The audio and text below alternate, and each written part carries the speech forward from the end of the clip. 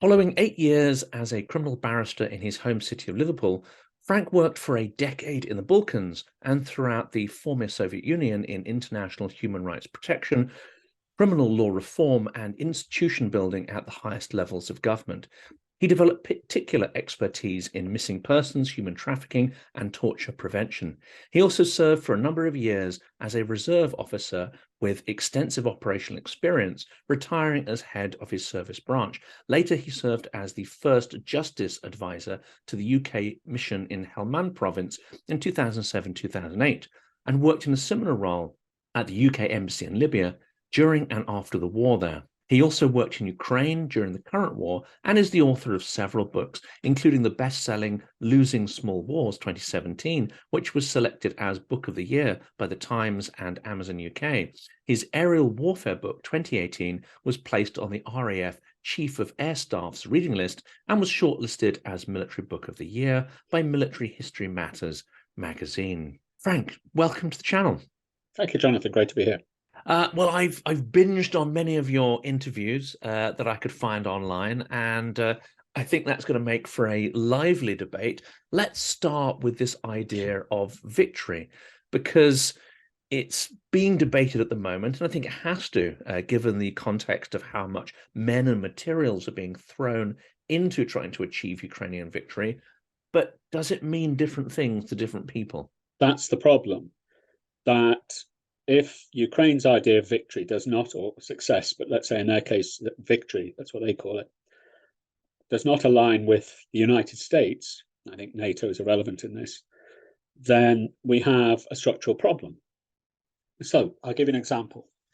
In March last year, the Secretary of State for Defense, Lloyd Austin, said of the campaign that the objective for the United States was to bleed Russia to ensure that they couldn't do this kind of thing again, which isn't a strategy, by the way. It's simply a statement of intent, pending political settlement. Either that, or it's a very disturbing. And let's put a kind gloss on it. Let's say that it's not a strategy. It's a statement of intent, pending some form of other resolution. Ukraine's theory of victory is entirely different. Its theory of victory is defeat of Russian forces, sweeping them from every square meter of Russian territory, including Donetsk, Luhansk, and most controversially, perhaps we can get onto this, Crimea. And that is very clear. And following that, there will be a collapse of the Russian government and a more civilized regime there. That's their ideal. So also not really a strategy, more an aspiration, but again, let's not quibble.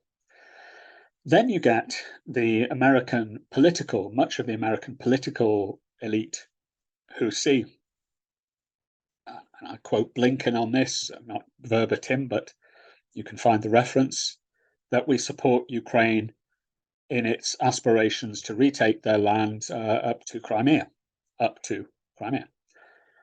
We do not, it's implicit then that they do not or will not support the military reconquest of Crimea. So we have three different approaches in no particular order, at least. What troubles me, by the way, and perhaps we can go on to this, is, although this is, I think, now very much on the agenda, is that until quite recently there was no or very little sense of what then, post-conflict. What then? Now, in Afghanistan and Iraq, we had similarly varying political objectives or political tracks upon which we were supposed to be getting. And that's what, at least dealing with the political aspect of this, or of warfare, there were no clear guidelines for how the military campaign would link up to any kind of realistic political settlement in the case of Afghanistan. And in the case of Iraq, the political settlement that was foisted upon the people and still remains foisted upon the Iraqi people has resulted and continues to result in nothing but mayhem. Now, whether that was negligent or deliberate, I go very much for the former. Ignorantly negligent is a matter of debate. But the problem here is that US objectives do not align with Ukrainian objectives. And if the summer offensive, as it now is, just to put things, ground things as it were in the present, let's say it goes very well, and it's much too early to say whatever some experts are speaking of, then if it goes according to plan, then we may get to a point where those 2 or 3 approaches start to collide. And US assistance, well, perhaps we can get to that when we discuss Crimea, but right now there is no clear political track which would be acceptable both to Ukraine and to the United States.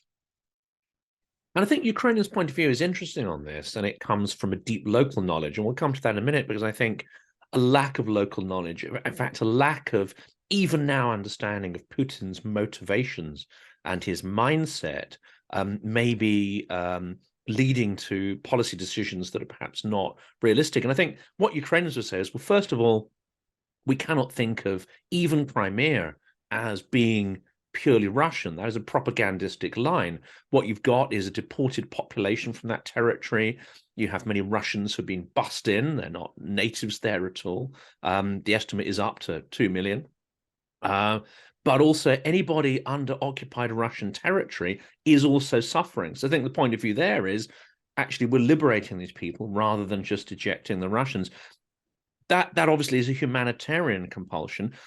Another argument Ukrainians would make is that anything short of retaking Crimea would not lead to a blatant defeat for Russia, would not lead to a collapse of Putin's regime and some kind of internal retribution, and would only be, whatever peace deal or whatever frozen conflict emerges from taking everything except Crimea would simply be an invitation for future aggression and for the war being revived just as soon as Russia feels it's got its strength back.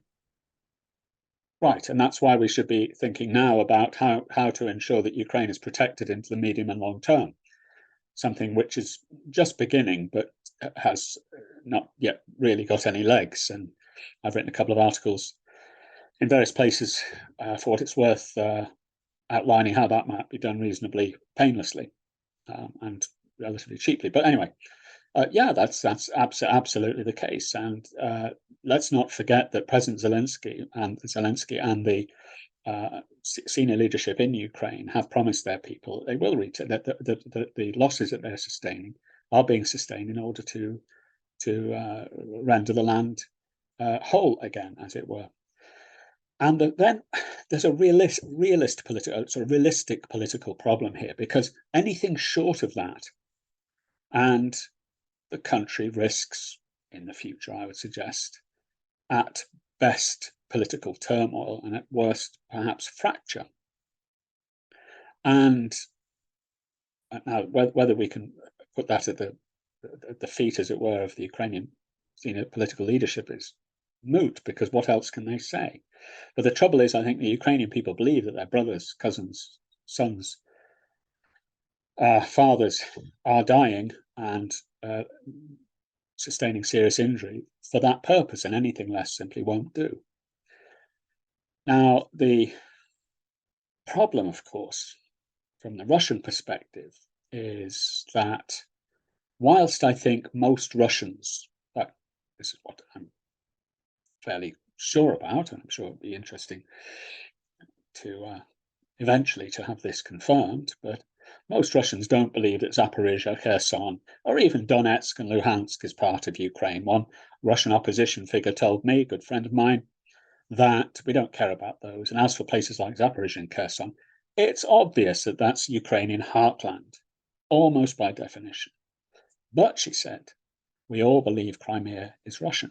Navalny, she said, which is quite close to Navalny, believes Crimea is Russian and indeed has said so publicly. So that is an impasse which you hinted at there, which will only result in, thinking at best, in a frozen conflict in the medium to long term. Let's be candid about that. That's probably where we're headed, even if whoever ends up holding, if either party do, Crimea.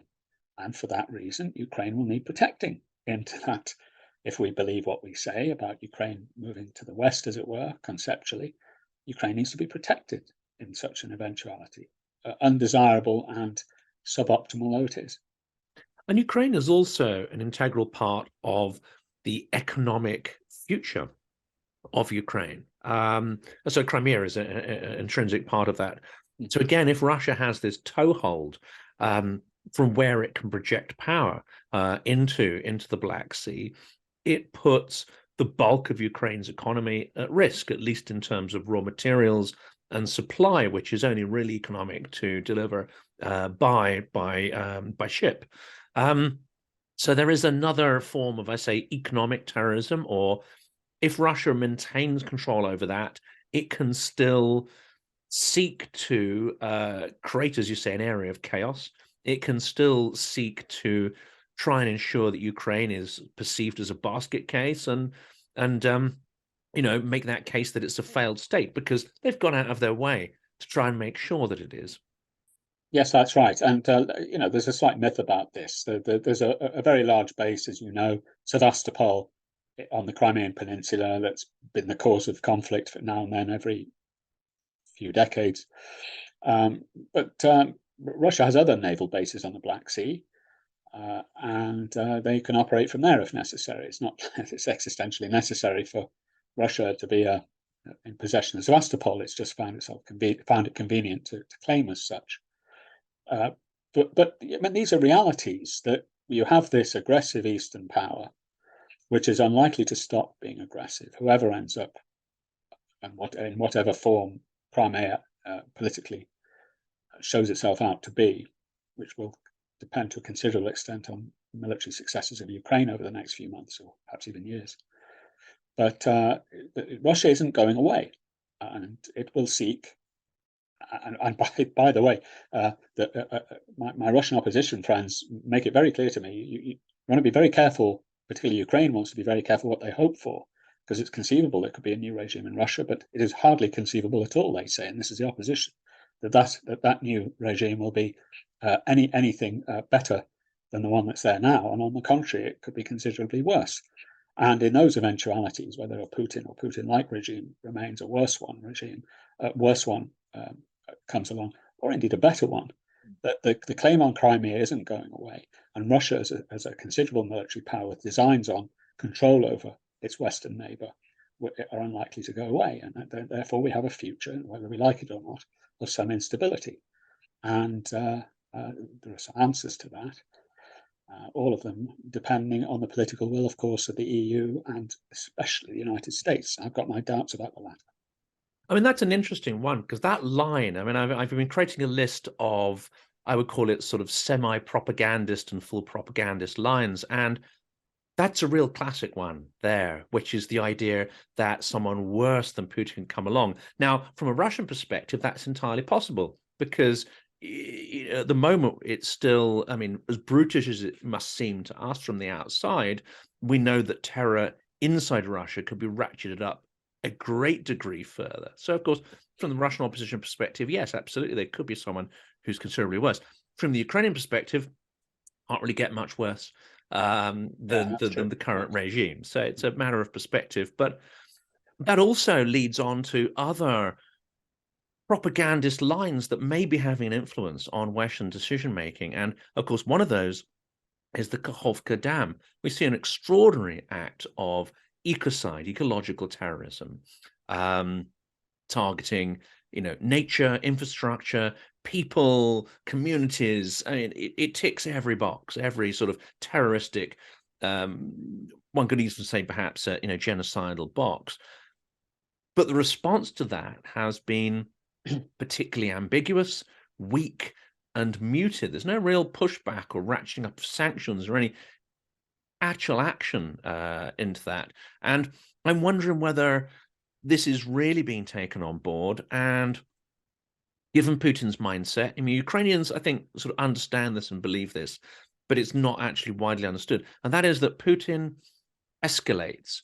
Where he doesn't meet resistance, he will escalate into that space. And here we have an extraordinary act of violence for which he's not held culpable. that Right, means he may do more. And in particular, Zaporizhia nuclear power station is also supposedly mined. right. And uh, what the Kharkovskaya dam demonstrates is exactly what you've said. It's an escalatory act, but lateral, if you like, in that it spreads Russia's or the regime's destructiveness into a new realm. And I've no particular desire to speculate publicly or even really privately on what they may decide to do next. But you mentioned one avenue, which is not inconceivable. I don't think we should worry about the instability of the power station itself unless the IAEA tells us to. They're a very capable organization, but that, of course, is notwithstanding any sabotage or deliberate efforts to render it unstable. So there's a start. Also reflect that Russia has yet to damage severely the links from the West, which would be another very escalatory measure. They themselves, only this week, we're talking on the 21st of June, mentioned attacking the decision-making centers of Ukraine and threatened uh, involving NATO powers as well. So all of these are escalatory steps still available for Russia to take, but of course they're extremely self-destructive. Only, though, if there is a pushback on this. Let's not forget as well that we've had a couple of acts which amount to warlike acts, not least the attempted shoot down of a British reconnaissance aircraft, which resulted in, as far as I'm aware, in no pushback at all. I ignore, for the purposes of brevity, the actual bringing down of an American reconnaissance aircraft. It wasn't manned, but the attempt to shoot down the British aircraft was very much would have constituted an act of war. And as far as like I said, I'm repeating myself here, but there was no pushback to that. And of course, as you know, I can't remember who it was who said this. It may have been Mao or Lenin or another one of these tyrants. That if you push your bay, if you attach yourself, you attack someone with a bayonet, you find the mush and you push and push and push until you find something hard, and then you stop and withdraw. And they're only finding mush with respect to the Kharkovskaya and other, well, particularly that act of war criminality. And that's very much, I would suggest, as the approach as well of a spy, and the mentality that it brings to it. And I guess that's both a strength and a weakness in that Putin is probing, is pushing, is expanding into a vacuum with immoral force, which we found very difficult to predict his actions because I think we failed to get into his mindset. But I'd love to hear, as a sort of someone who's looking at the sort of military analysis side of it, he is not a military person, so he's also making extraordinary and catastrophic mistakes and misjudgments, isn't he?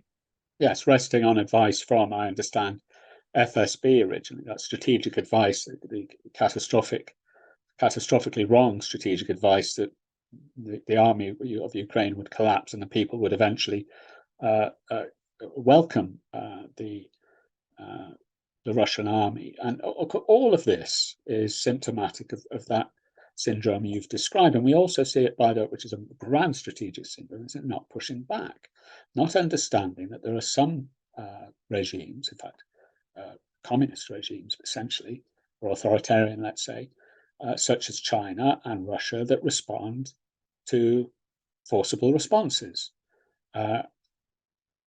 We see the result of that in our face now with Ukraine, and we will see it again down the road a couple of 3 years when China starts to blockade or even directly assault Taiwan, as they continually threaten to do without response.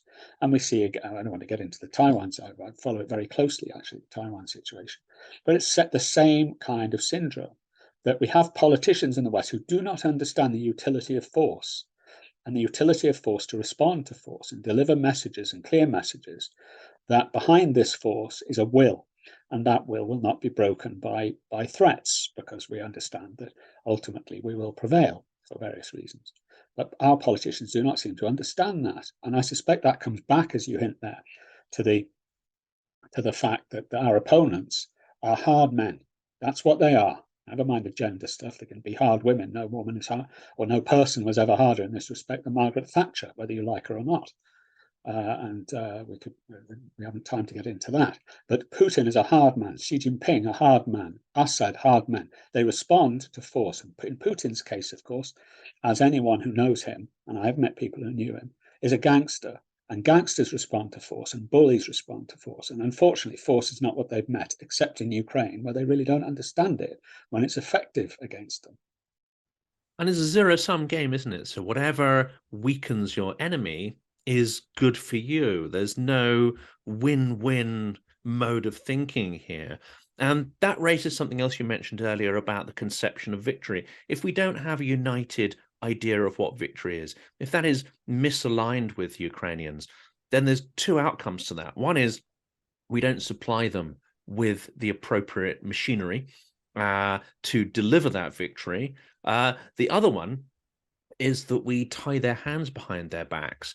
We allow them to employ certain strategies with the weapons we provide, but we create a whole series of red lines that significantly weaken their strength in executing their strategy and cost a tremendous number of Ukrainian lives. And we'll come on to the details of that in a minute. But do you think we're making both of those errors through this war?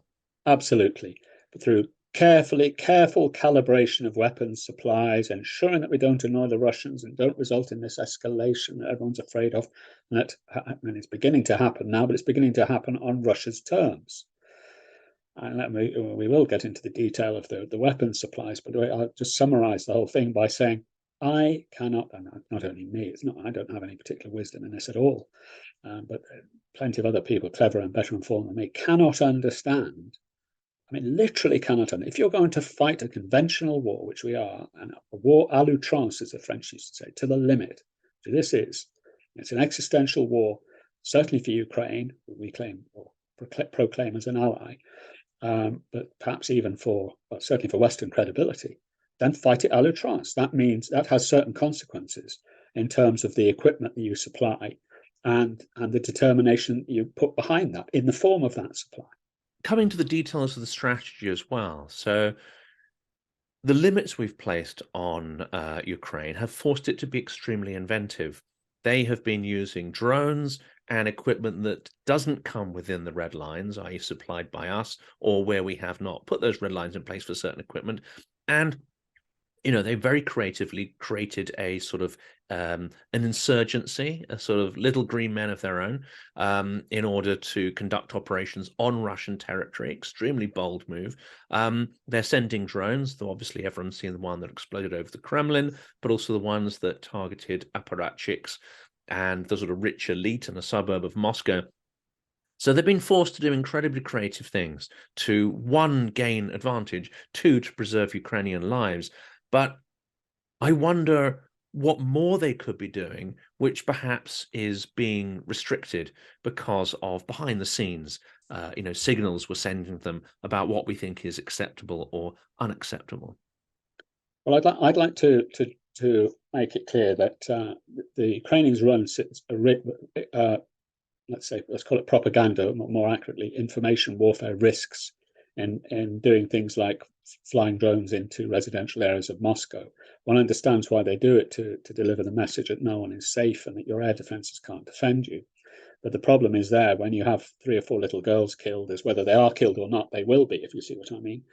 And then the message to the undecided, insofar as there are any, but there are plenty of people in the global south who would take a message from dead civilians in Moscow. It's a dangerous game to play. However, there are plenty of military targets, let's say, that the Ukrainians could strike. I thought the attack on the Engels air base, which should and probably was, or should have been anyway, the best defended military asset that the Russians have west of the Urals, notwithstanding their silos, which are in the Urals, and in the north of the country. But the attack on Engels Air Base, inventive as it was, with an ancient drone that the Ukrainians jerry-rigged up, was the kind of thing that they should be doing a lot more of. And in terms of other targets, we could speak of radar, strategic radar stations in Sevastopol, just north of Sevastopol, actually. We could speak of all the air bases, hitting them again and again in Crimea to get plenty of messages within that, and continuing the campaign against Sevastopol naval base. I think they should do their best to avoid attacking potentially civilian targets, purely for the taking into account the fact that these campaigns, so-called strategic campaigns against civilians, absolutely never work. And I just give you the one example, which is the most apposite: the winter campaign against the Ukrainian people, trying to freeze them to death. All that resulted in extra determination. So avoiding civilian ties, I think, is quite important for the message and preserving Ukrainian, let's say, impunity in that respect. But there's plenty of military targets they'll be having a go at, like Engels Air Base and plenty others, because the Russians can't defend everything. They don't have the assets for that.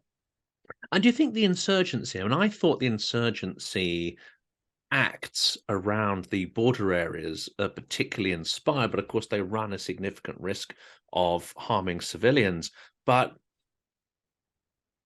some interesting things emerged from that. I mean, one, it's emerged that you can conduct these operations and there's almost no pushback, and that Putin has sent everything to the front lines, equipment, troops, everything, and there's no real, border security left. So that undermines the very idea that this war is there to improve Russian security. Quite the opposite. So that perhaps is what the Ukrainians intend by it. The perhaps shocking outcome is to realize that actually somebody in Moscow doesn't actually care. Not only do they not really care about people in Donbass, they actually don't care about their own people. The Russians over generations have had an empathy bypass, let's say, because of the acts of their government decided to, really to destroy all political relations, destroy all relations outside the immediate family and political organization. And you now see this at play, that Russians have almost no sympathy for each other if they're a couple of hundred miles away. So to some effect, do you think, I mean, is that strategy something that's not going to work? Or could the insurgency strategy pull Russian troops back from the front and have some kind of positive effect of saving Ukrainian lives by depleting the Russian strength on the front lines? That's an interesting historical question, Jonathan, as to whether this Russian lack of empathy and political disconnection goes right back into the 1630s, and before that, the time of troubles, when essentially in the 1630s, I think it was 1630s, the entire population was enslaved. Something that was only revoked partially in the 1860s. But yeah, anyway, I think there's the Belgorod incidents, if we can call them that, a bit dangerous presentation, because I think if there were freedom fighting insurgents, that would be one thing. But the trouble is that these guys, everybody knows in Russia and frankly in Ukraine who these people are. The League of Russian Liberty are not liberal Democrats in our sense. They're more liberal Democrats in the Russian sense, which is to say the Zhirinovsky far right and genuinely far right Nazi-leaning thugs. And that's a dangerous game for the Ukrainian military intelligence to be playing, in view of the messaging that it gives, not so much to Ukrainians, but definitely to Russians. So one caveat on that, and I think it's a bit dangerous to use them.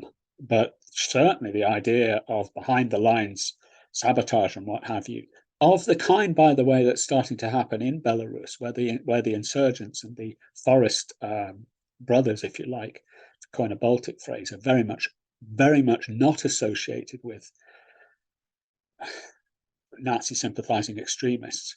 That would be the kind of approach to take. I mean, that's a grand strategic question to discuss, I suppose, at this secret level for people way above my level of, I don't have any level of clearance, but the idea is good. I think the execution in that case might have been a little bit doubtful. I think the Ukrainians' challenge is the material they have to work with, isn't it? And the liberal elite, the liberal intelligentsia that you mentioned earlier, are very Europeanized to an extent, in that they don't have this hunger to don a uniform and necessarily go and fight for those values. And so you're kind of hard pushed to find a strong contingent of liberal Russians who are going to form a regiment. Unfortunately, Yeah. you've got fairly poor materials to work with. Whereas Belarus seems to be a far more interesting strategy. And, you know, obviously we don't have any sort of clearance, but I would have thought toppling Lukashenko, destabilizing that northern front, would have been a key strategy for Ukraine and a huge blow to Putin's alliance during this invasion.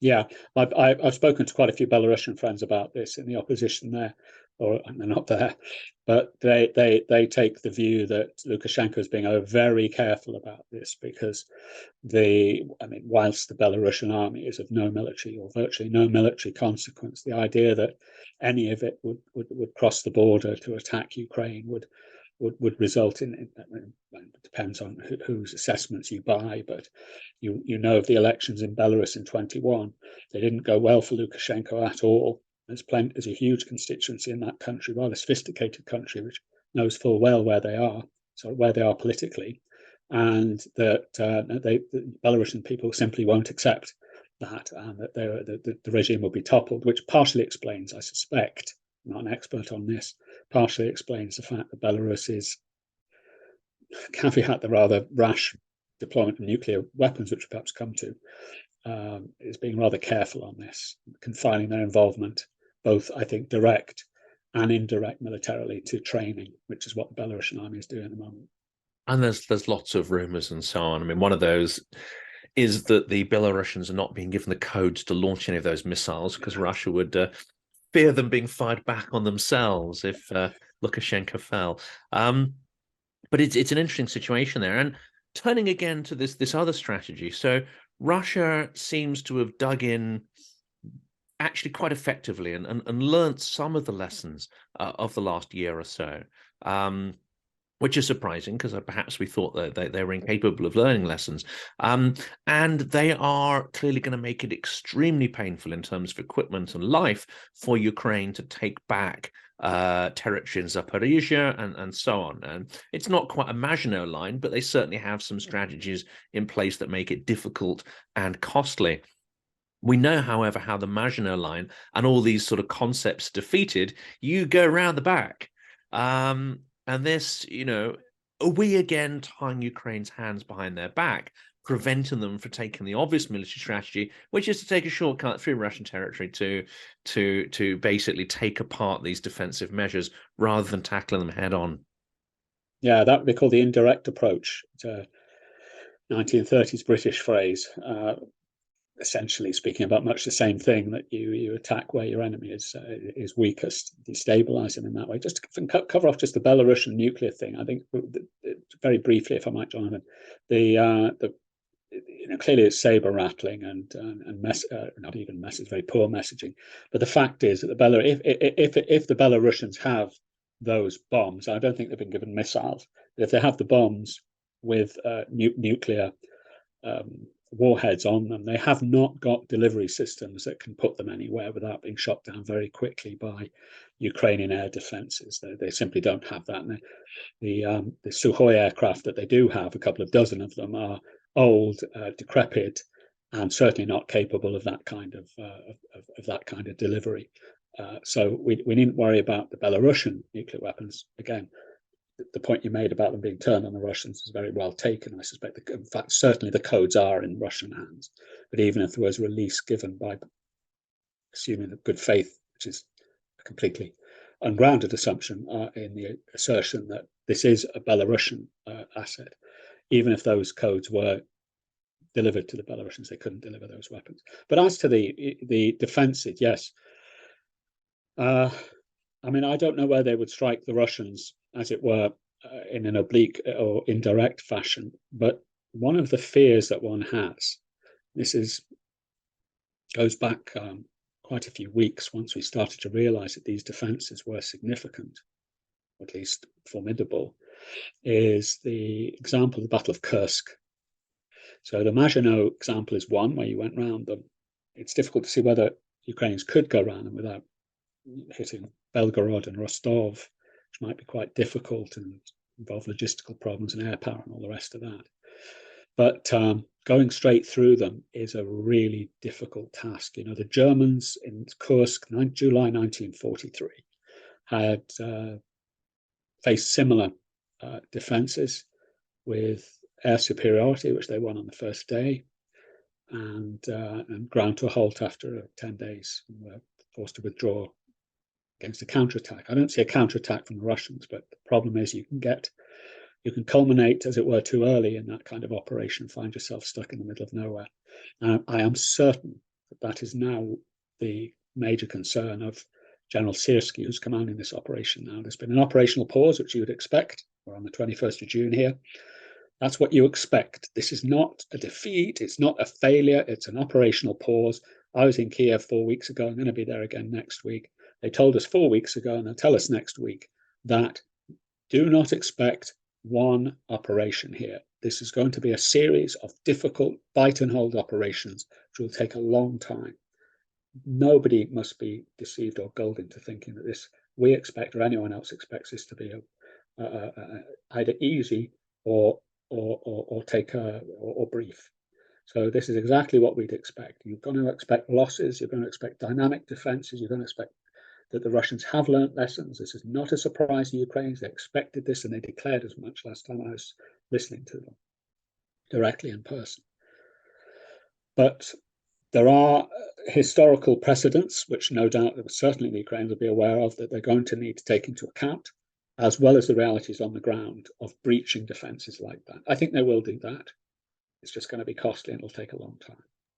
And how far do you think Ukrainian caution here and tactics are influenced not just by the objectives that we talked about, their maximalist objectives to retake every inch of territory? How far are they also informed by the need to preserve life and be economical with their human and physical resources? Yeah, that's interesting. I've spoken to a couple of authorities one particular authority in Kiev who mentioned that they thought that between certain individuals in Ukrainian command, there were different approaches. So the newer, this is secondhand, I can't vouch for it myself, I'm not spoken to the officers concerned, but there's a thinking that some of the older officers with Soviet initial training, a much more ruthless and brutal approach, take a not casualty averse, let's say, very much in that Soviet tradition of the Second World War. We need to achieve the objective. The casualties will happen. They're unfortunate. We just need to get it done. Vis-a-vis perhaps some more younger commanders who take a different view. Now, I don't know if that's true. To be candid with you, it sounds reasonable to me that you're going to have those schools of thought in any military, particularly in a military that is commanded by people who had their formation, if you like, in the Soviet system. I think it's a myth as well, by the way, and we have to accept this, that the Ukrainian army is some sort of avatar of the US Army or the British Army with mission command, strong NCO cadres, and essentially, well, the US aren't casualty averse, but having a more Western approach to these things. They're not. They have their own traditions. They have their own approach, which is influenced to some extent by the training they've undergone and the influence that they've had over the last 8 or 9 years. 9 years now. But we mustn't overstate that. They have their own traditions, and that will have an impact on how they conduct operations. And the token of that, of course, as you know, is Bakhmut, where the view was, we're going to take casualties there. It might be a one-way trip into that cauldron, but the reason we're doing that is to dish out far more casualties to the Russians and destabilize their command structure. In doing so, to some extent, they did. And destroy Wagner, PMC, exactly, which they seem to have done politically and physically. Right, exactly, yeah. So you can see the strategic approach there, but there was nothing casualty averse about it. So I think their problem isn't so much casualties. I think they've got the people. Be really bloody about it. Look, what do I know? But I think they've got the people. It's the equipment that they need, and I think they might be short of that. And probably ammunition as well. They need to have a certain rationing of that. On the opposite side, on the ground, Russians perhaps are learning some of the lessons of the disastrous war. Putin, however, seems not to be learning the lessons. And anyone who can understand the original and saw his speech last week to a bunch of Z patriots and bloggers it's absolutely unhinged. And there's been a lot of speculation that even to the most ardent supporter of the war, or even Putin's supporter, it's quite clear that he was detached from reality, has no clear idea what's really going on. And it suggests that either he's become unhinged or he's getting extremely poor information from sycophants, or probably a combination of both. Yeah, and we saw that at the start of the war, which we touched on at the beginning of this conversation with the reports from Narishkin that everything was good to go, not the FSB, everything was good to go, and all was well, and lack of tolerance for any other news.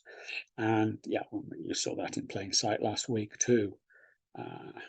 But look, there's something to be said for almost the visual metaphors, if you like, and one of them is Putin 30 or 20 meters away from his cabinet, receiving formalized reports, which presumably he'd had before, against Zelensky,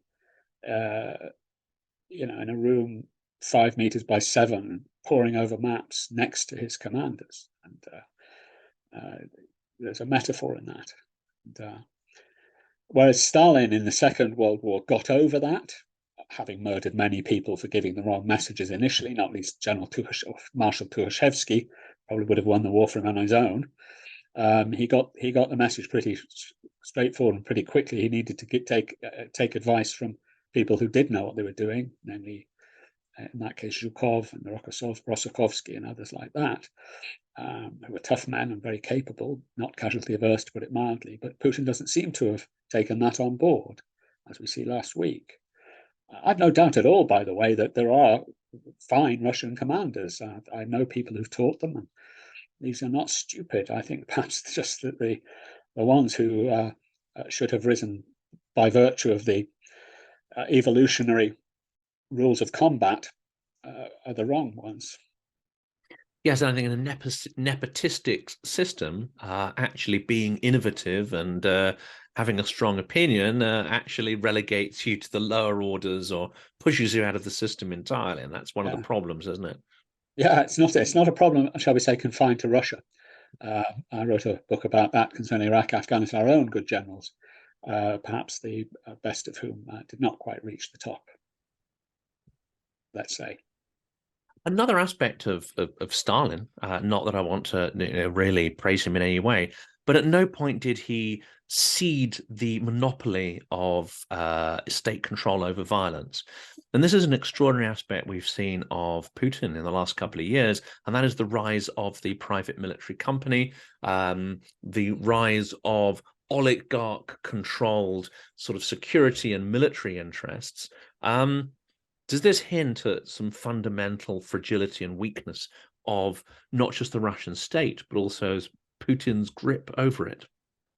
Yeah, and also touches on that gangster element too. Prigozhin, as everyone knows, is known as the chef, was indeed the caterer for gang structures in St. Petersburg, gangs in St. Petersburg in the 90s, and a friend, at least until quite recently, of Vladimir Vladimirovich, as I understand it.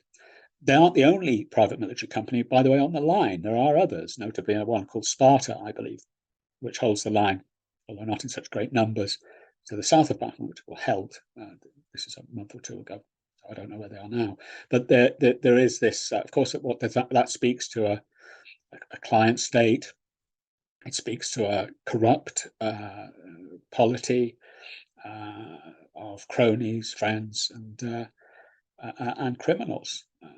Very literally, the Russian prison population, to come down an operational level to the tactical, the Russian prison population reduced by their own lights, by their own figures, by somewhere between 10 and 20,000 last year.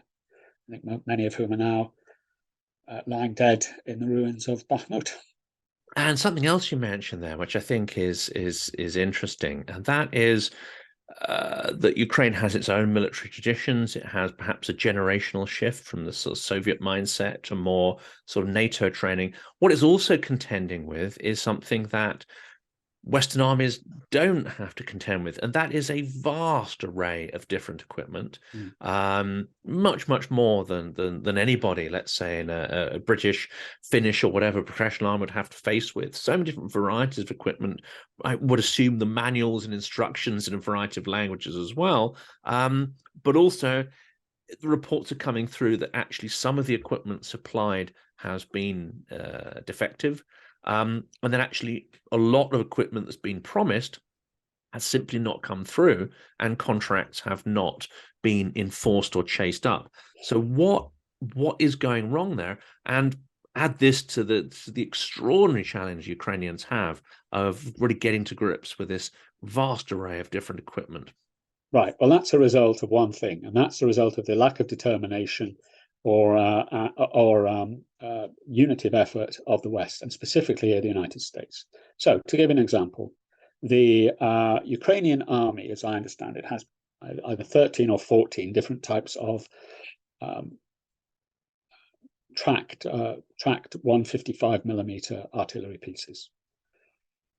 155 millimeter, that's Western artillery pieces, right? They've also got 152 Soviet types. Now, the 152 artillery has one round or one series of rounds that fits them.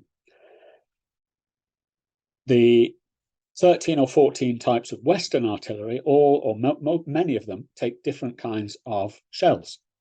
So the reality is, let me just give you an illustration. You are there on the front, you have your allocation of a couple of hundred shells for the day, your battery, perhaps even slightly more. You fire them off and you order, or you put in a requisition for some more that will arrive tomorrow morning. There's a glitch at the regimental logistics center where one load of artillery shell, 155 millimeter artillery shells, gets confused with another. You have your M777, whereas 5 miles up the road, somebody else has a M109, for argument's sake, which is a tracked, it looks like a big tank, self-propelled artillery system. So your shells get sent there and their shells get sent to you for the day. And the result is that it's likely to be disaster in that case. Now, they've managed to avoid that on any large scale, but it has happened. And that's going to happen when you have multiple platforms like that for one function. And that, in turn, is the result of a failure of the West to say, you know, we'll give you lots of different kinds of systems to tide you over. Okay? And eventually, the ex-Soviet systems will be washed out, will be flushed out of your army over the next few months. They will, by the way. But what we're going to do is we're going to shore you up. But then what we're going to do is we're going to supply you with one platform, which will be, for argument's sake, and I'll come to why, the M109 tracked self-propelled artillery piece. 800 of which are currently sitting in US storage, at least. And furthermore, they have now, depending on how you count them, between 30 and 40 different types of tanks, 5 or 10 of which are Western, or each of which has its own logistics chain. So if your Leopard throws a track, it's no point in having a Challenger track. Spares fixed on them, they're not going to work.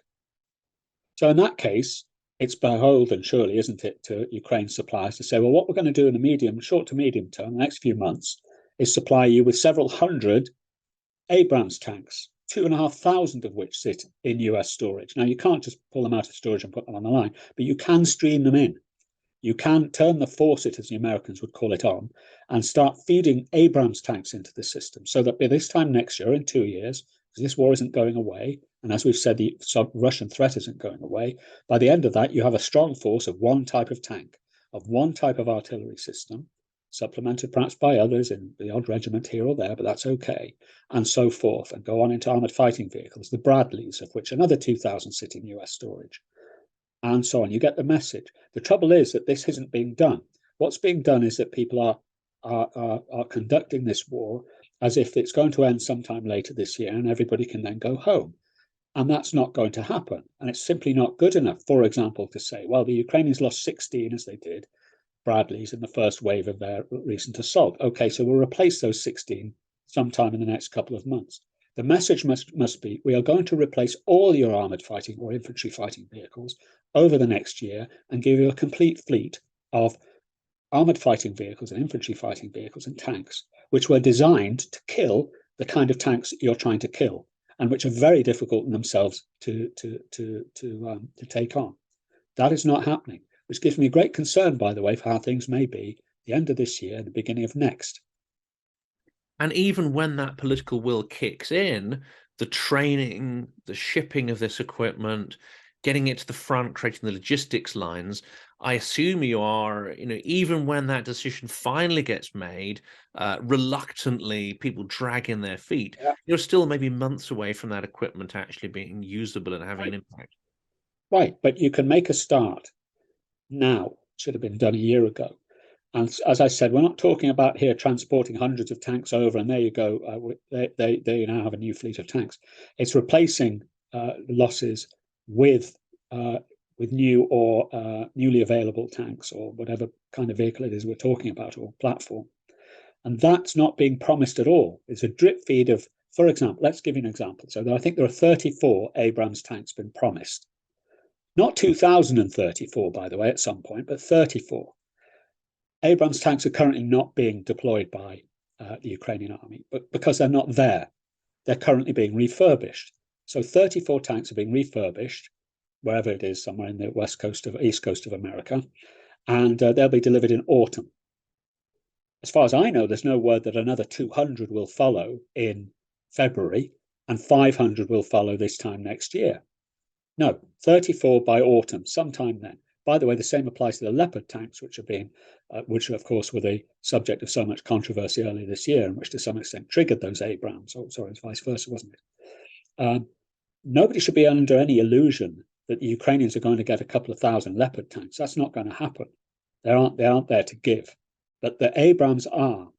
And what puzzles me, I cannot understand it, is why the US haven't bitten the bullet, and it's not a very hard bullet, and said, we're going to arm you into the medium term to make you safe with these platforms, so you don't have confusions of logistics. They're very capable. They will defeat the Russians, and they're extremely resilient, and will supply the logistics as well, because we have it in place. None of those platforms, just to finish this peroration, will ever be used against the Chinese in the event of a dust up with them, which is likely to happen in a few years. They will rust in the desert otherwise. Those decisions haven't been made, which goes back to the question which you started with, which is, do we have a coherence of strategy here?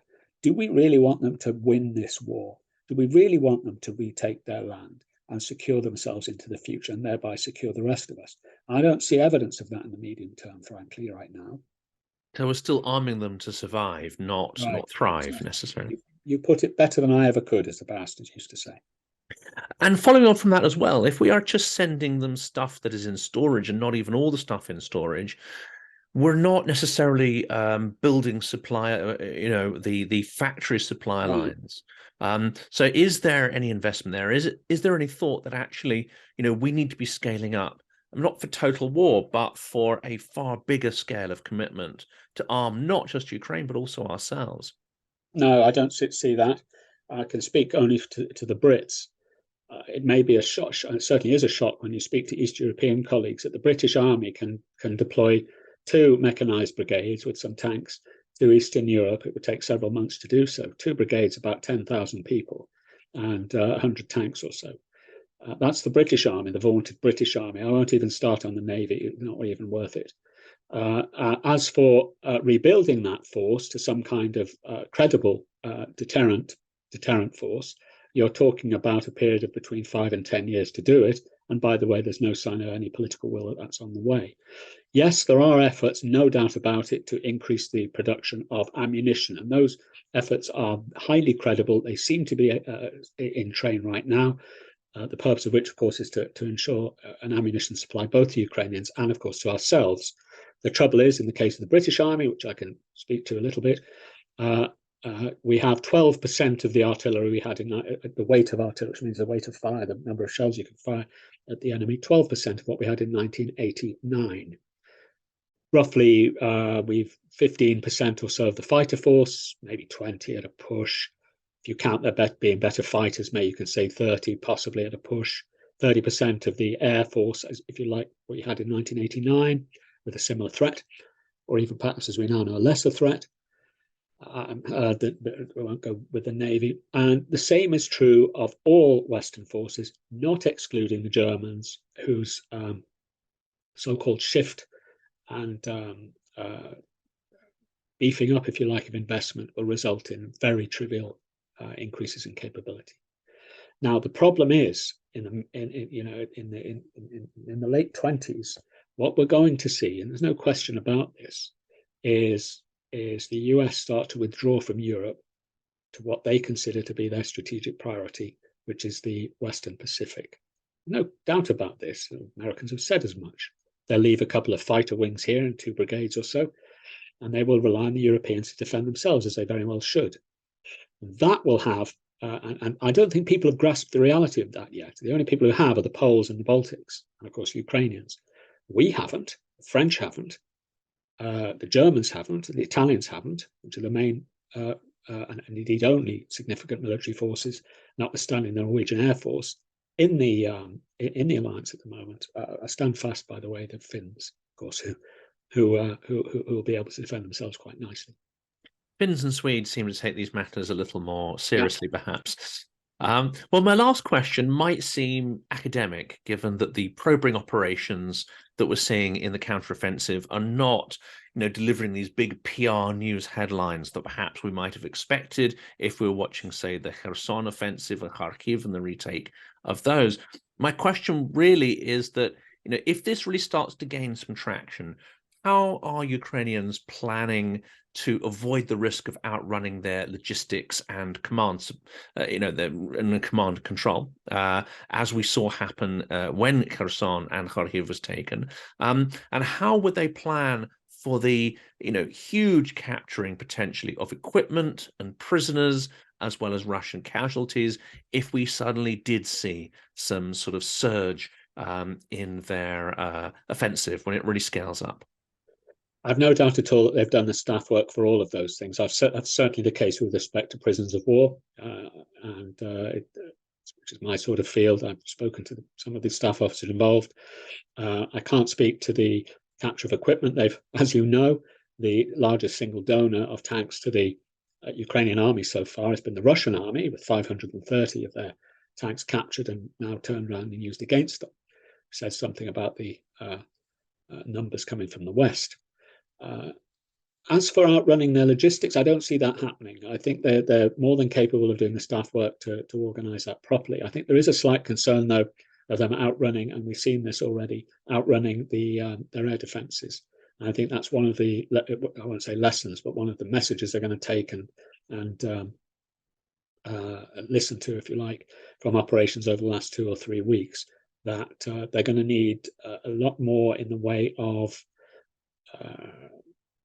ground-based air defences and organic ground-based air defences. That means missile systems, by the way, that you take forward with you. They also, I suspect, will be, as we speak, recalibrating their electronic warfare campaign. I think they've one of the difficulties they had, without getting into the tactical details, from what I understand, is that the electronic warfare capability of the Russians have prevented the Ukrainians from using their extensive suite of drones. I suspect they'll overcome that. But as to logistics, no, I've no concern about that at all. They fully understand the requirements of this. Spent a long time planning for it. They've spent a long time on staff work. They know how to do that. The question is, can they make the breaches necessary? And when they do, these will be good things to worry about. And it sounds, to conclude, it sounds like we're sort of 50-50 on this, that a Ukrainian victory in their terms is by no means assured, and that perhaps the West does not have a clear view of what victory it wants to see. Yeah, I think that's a fair summary. And war is contingent on millions of individual circumstances anyway, so victory is never assured to anybody. But I think the Ukrainians have done all they could. Question is, have we, and will we the West?